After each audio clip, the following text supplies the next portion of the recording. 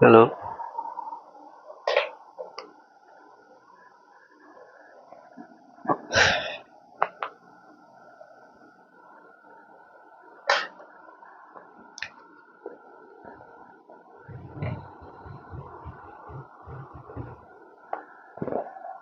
Class 11, class 11 এর physics first semester. Chapter name ঘর্ষণ। Chapter name হচ্ছে ঘর্ষণ। তো আমরা ঘর্ষণ কাকে বলে, ঘর্ষণের ফর্মুলা, এগুলো মোটামুটি আমরা জানি। তো এখানে দেখা যাচ্ছে যে একটা প্লেনের উপর একটা বস্তু আছে, একটা তলের উপর একটা বস্তু আছে। সেই বস্তুটাকে এখন স্ট্যাটিক ফ্রেম হচ্ছে স্থির অবস্থা। এবার এই বস্তুটাকে গতিশীল করার চেষ্টা করলে বাইরে থেকে একটা বল প্রয়োগ করতে হবে, সেই বলটা এফ।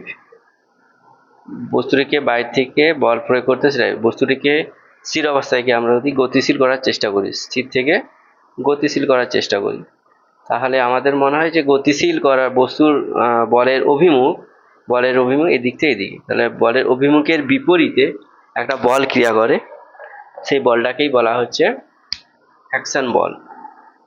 এইদিকে বলের অভিমুখ এইদিকে বল হলে এর বিপরীতে একটা বল ক্রিয়া করে, এই বলটার নাম হচ্ছে ফ্র্যাকশন বল। এদিকে একটা বল ক্রিয়া করে, সে বলটাকে বলছে ফ্র্যাকশন বল এফ। এই বল ক্রিয়া করে। এবার এই আমাদের প্রয়োগ বিন্দুর বল এফ এর বলটা যদি ফ্র্যাকশন বলের থেকে যে কম হয় তাহলে বস্তুটি স্থির, আর প্রয়োগ বলটি যদি ফ্র্যাকশন বলের থেকে যদি বেশি হয় তাহলে বস্তুটি কি হবে, গতিশীল হবে। এবার এখান থেকে আমরা একটা ফর্মুলা পাবো, যেটা স্থির অবস্থায় বস্তুটি আছে, এই দিক থেকে এটা বল এফ, তাহলে এই যে বস্তুটা আছে তার একটা নিজস্ব ভর আছে, তো সেই অভিকর্ষজ বলের জন্য নিচের দিকে একটা বল ক্রিয়া করবে, সেটাকে বলা হচ্ছে এম জি। বস্তুটার ভর এম, জি হচ্ছে গ্র্যাভিটেশনাল অ্যাক্সেলারেশন বা অভিকর্ষজ ত্বরণ, জি হচ্ছে অভিকর্ষজ ত্বরণ। তার নিউটনের তৃতীয় গতির সূত্র অনুযায়ী একটা বিপরীত ঊর্ধ্বমুখী একটা বল প্রয়োগ হবে, সেটা আমরা আর দ্বারা ডিনোট করছি। ঊর্ধ্বমুখী বল প্রয়োগ হবে, সেটা হচ্ছে আমরা আর দ্বারা ডিনোট করছি। এর বিপরীত দিকে যে বলটা প্রয়োগ হচ্ছে সেটা হচ্ছে মিউ এফ। ধরা হচ্ছে এফ হচ্ছে ঘর্ষণ বল। তাহলে এখানে আমরা লিখতে পারি, তা 1 নম্বর ইকুয়েশনে কি লিখতে পারি, আর সমান এমজি, আর 2 নম্বরে লেখা আছে আর সমান এমজি। এবার ঘর্ষণের সূত্র, রুলস অফ ফ্রিকশন থেকে আমরা কি জানি, এফ সমানুপাতিক আর। ফ্রিকশন থেকে আমরা জানি হচ্ছে এফ সমানুপাতিক আর, অতএব এফ সমান মিউ আর। এই মিউটাকে বলা হয় কোএফিসিয়েন্ট অফ ফ্রিকশন বা ঘর্ষণ গুণাঙ্ক। এরপরে আমরা এখান থেকে দেখতে পাচ্ছি যে মিউ এমজি কেন হলো না, আর ইকুয়ালস টু এমজি। এই আর ইকুয়ালস টু এমজি এর মানটা আমরা এখানে বুঝ করে দিলাম। তাহলে এখানে একটা আমরা রেজাল্টেন্ট কি পেলাম, এ ইকুয়ালস টু মিউ এমজি, এটা হচ্ছে ফ্রিকশন বলের মান, এফ সমান মিউ এমজি। এভাবে ঘর্ষণ চ্যাপ্টার ছিল। এবার আমরা এটা হচ্ছে বেসিক। এবার আমরা যেটা আলোচনা করবো এই ঘর্ষণের চ্যাপ্টারে কিছু ম্যাথ হচ্ছে সেট 3।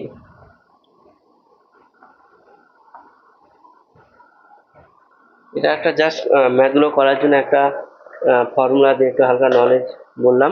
এরপর আমরা যেটা করব সেটা হচ্ছে এই ঘর্ষণের বা ফ্র্যাকশনের উপর আমরা কিছু ম্যাথ করব। ম্যাথগুলো হচ্ছে ক্লাস 11 এর সেট 1, সেট 2, সেট 3। প্রথমে একটা অঙ্ক হচ্ছে সেট 1 কোশ্চেন নাম্বার 7 ফ্রিকশনের। আর এখানে লেখা আছে একটি শিকলের দৈর্ঘ্য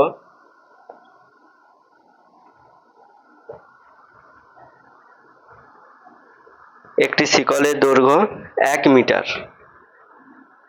ঠিক আছে, একটি শিকলের দৈর্ঘ্য 1 মিটার। শিকলটি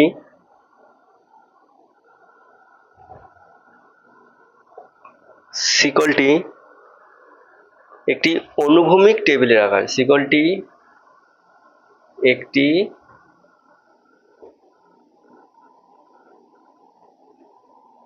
অনুভূমিক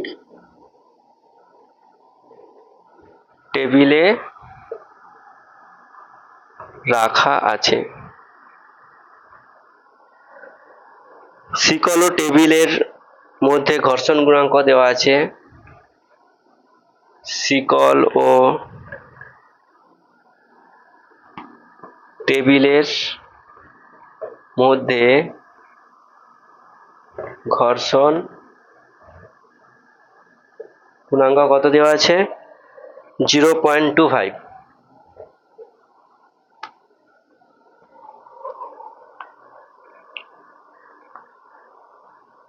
0.25 হলে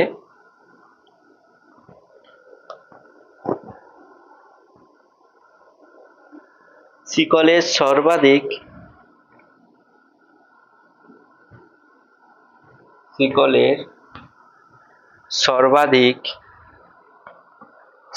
সর্বাধিক কত দৈর্ঘ্যকে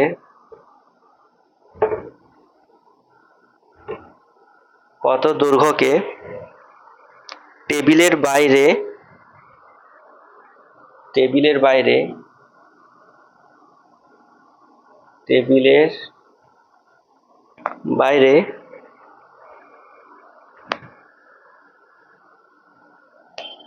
বাইরে ঝুলিয়ে রাখা যেতে পারে। এরকম।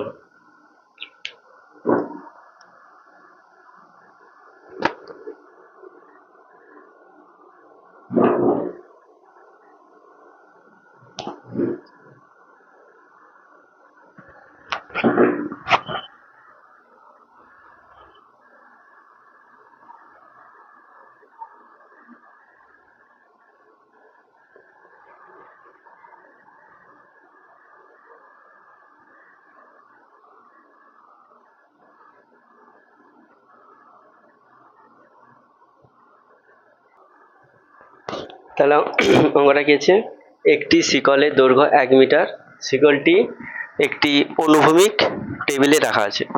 তাহলে শিকল টেবিলের মধ্যে ঘর্ষণ গুণাঙ্ক এত হলে শিকলের সর্বাধিক কত দৈর্ঘ্যকে টেবিলের বাইরে ঝুলিয়ে রাখা যেতে পারে? সর্বাধিক হলে সর্বোচ্চ আমি কতটা ঝুলিয়ে রাখতে পারি, তার বেশি ঝুলিয়ে রাখলে শিকলটি পড়ে যাবে। তাহলে আমি একটা ছবি ড্র করি। এখানটাতে এরকম ভাবে একটা যদি টেবিল হয়, এটা যদি টেবিল হয়, টেবিলে কি লেখা আছে? শিকল। এখানে যদি একটা শিকল থাকে, ধরি এরকম একটা শিকলকে এখন ঝুলিয়ে রাখা আছে।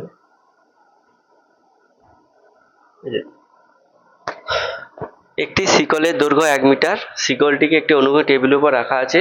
শিকল টেবিলের মধ্যে ঘর্ষণ গুণাঙ্ক 0.25 হলে শিকলের সর্বাধিক কত দৈর্ঘ্যকে টেবিলের বাইরে ঝুলিয়ে রাখা যেতে পারে?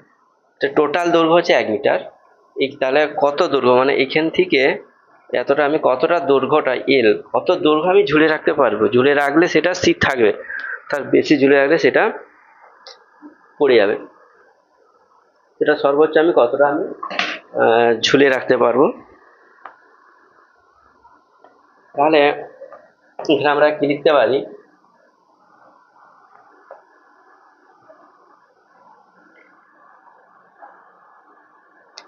তাহলে শিকলের দৈর্ঘ্য কত? 1 মিটার। তাহলে এখানে লিখতে পারি শিকলের দৈর্ঘ্য এল ইকুয়ালস টু 1 মিটার। এটা হচ্ছে শিকলের দৈর্ঘ্য। আর ঘর্ষণ গুণাঙ্ক মিউ সমান 0.25, এটা তার ঘর্ষণ গুণাঙ্ক। তাহলে শিকলের দৈর্ঘ্য 1 মিটার টোটাল এইখান থেকে এটা, আর শিকলের মিউ হচ্ছে 0.25। তাহলে এবার আমরা একটা কাজ করব, কত অংশ বাইরে আছে, আমরা টেবিলের সর্বাধিক কত দৈর্ঘ্যকে টেবিলের বাইরে ঝুলে রাখা যাবে।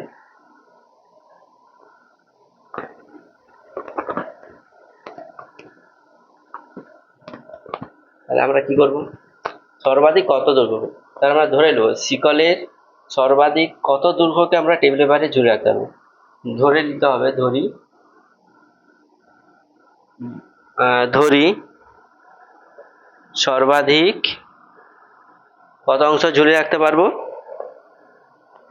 এক্স দৈর্ঘ্য। এক্স দৈর্ঘ্য আমরা ঝুলিয়ে রাখবো। কত দৈর্ঘ্য, এক্স দৈর্ঘ্য। তাহলে টোটালটার দৈর্ঘ্য এল, তাহলে পুরো শিকলটার ভর ধরলাম এম, মোট ভর শিকলটির মোট ভর, এটা মোট ভর যদি এম হয়, তাহলে যে অংশটা ঝুলছে এক্স দৈর্ঘ্য, তাহলে এক্স দৈর্ঘ্য যেটা ঝুলছে সেটার দৈর্ঘ্য হতো, যেটা ঝুলছে এটা এক্স, টোটালটার দৈর্ঘ্য এল, এখান থেকে টোটালটার দৈর্ঘ্য এল, এল অংশের দৈর্ঘ্য বা এল মিটার দৈর্ঘ্যের ভর হচ্ছে এম। তাহলে এক অংশের ভর কত, তাহলে যেটা ঝুলছে এক্স, তাহলে এক্স অংশের ভর কত সেটা আমরা বের করব। বাইরে যেটা ঝুলছে তার মানে এক্স দৈর্ঘ্য, তাহলে এক্স দৈর্ঘ্যের ভর কত, এল অংশের ভর, এল দৈর্ঘ্যের ভর এম, এক দৈর্ঘ্যের ভর 1/l ইন্টু এম, মানে এম বাই এল। তাহলে এক্স দৈর্ঘ্যের ভর হচ্ছে এম এক্স বাই এল, তাহলে এম এক্স বাই এল। তাহলে এইখান থেকে এটার ভর হচ্ছে এম এক্স বাই এল, আর এখান থেকে এটার দূরত্ব হচ্ছে, দৈর্ঘ্য হচ্ছে এক্স দৈর্ঘ্য, আর এটা তার ওজন, পুরো শিকলটার ওজন হচ্ছে তার এল। তাহলে ঝুলছে কত, আর হচ্ছে ঝুলছে এম এক্স বাই এল, তাহলে টেবিলে আছে কত,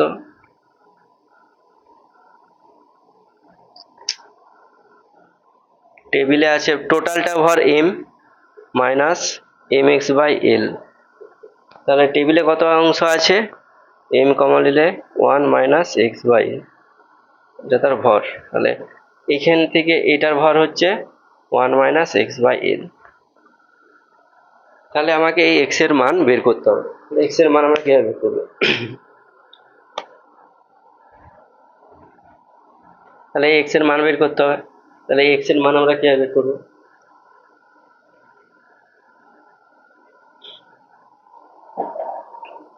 এক্স এর মান কিভাবে বের করবো, তাহলে এইখানে একটা ঘর্ষণ বল টেবিলের ওপর,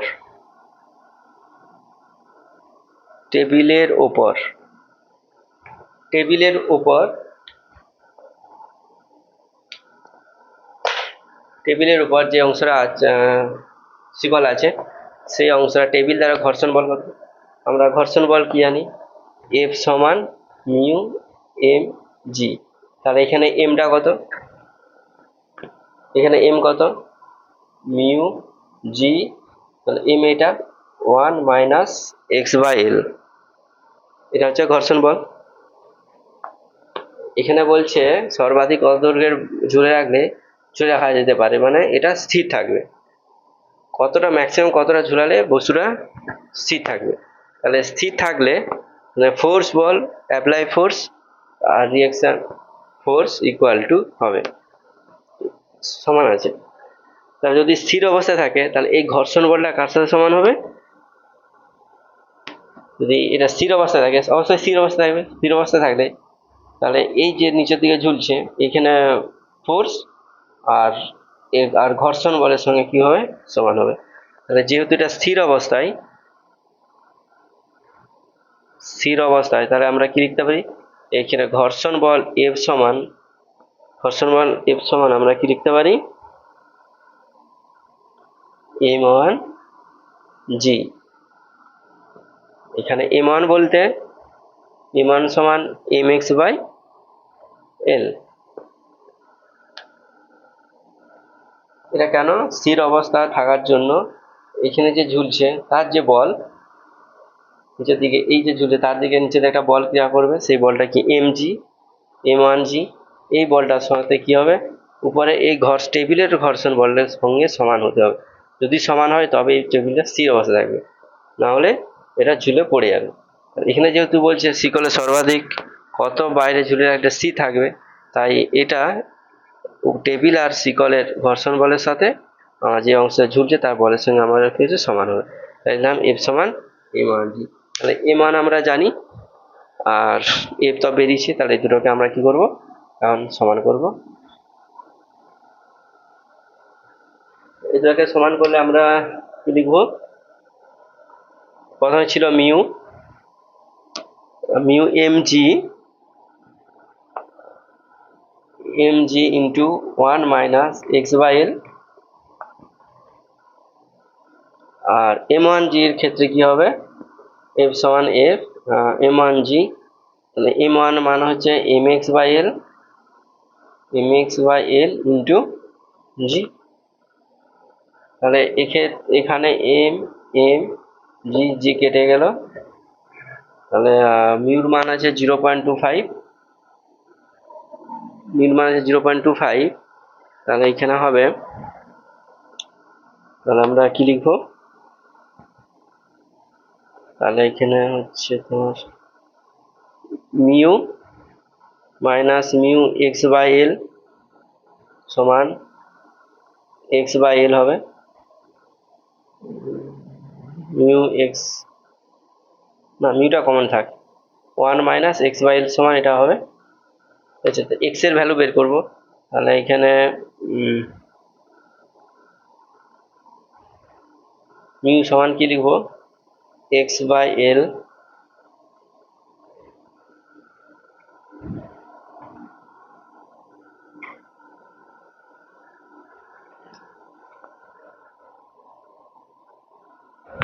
এখানে ক্যালকুলেশন করতে হবে, তাহলে এখানে কি হচ্ছে mu minus mu X by L সমান এক্স বাই এল, তাহলে এক্স বাই এলটাই পাশে এলে, তাহলে মিউ সমান কি লিখবো mu X by L minus x by L,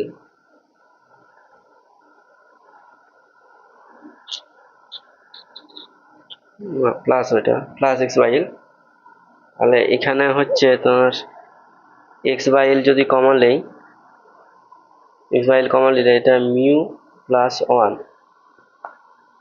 mu plus one হবে। অতএব তাহলে এক্স বাই এল সমান mu by mu plus one, mu plus one, আর এল এর দৈর্ঘ্য দেওয়া আছে, অতএব এক্স সমান হবে mu by mu plus one into L. তাহলে কি লিখতে পারি, তাহলে mu L by mu plus one সমান মিউর মান আছে 0.25 ইন্টু এল এর মান 1, 0.25 প্লাস ওয়ান, তাহলে কি হবে, অতএব x সমান হবে 0.25 ইন্টু 0.25 বাই 1.025 1.25 0.25 1.25, এটা হয়ে গেল। এবার কি হবে, এই তাহলে এটা হবে 25 বাই 125, 25 5 125 1/5, 25 বাই 125 সমান 0.2 মিটার সমান 20 সেন্টিমিটার। তাহলে 20 সেন্টিমিটার, 1 মিটার শিকল যদি হয় 20 সেন্টিমিটার, 1 মিটার সমান 100 মিটার, তাহলে একটা শিকলের 1 মিটার সমান 100 সেন্টিমিটার, তাহলে একটি শিকলের দৈর্ঘ্য 100 সেন্টিমিটার, 100 সেন্টিমিটারের মধ্যে 20 সেন্টিমিটার আমরা ঝুলে রাখতে পারবো, 80 সেন্টিমিটার টেবিলের উপরে থাকবে, 20 সেন্টিমিটার একটু বেশি হলে টেবিল শিকলটি পড়ে যাবে।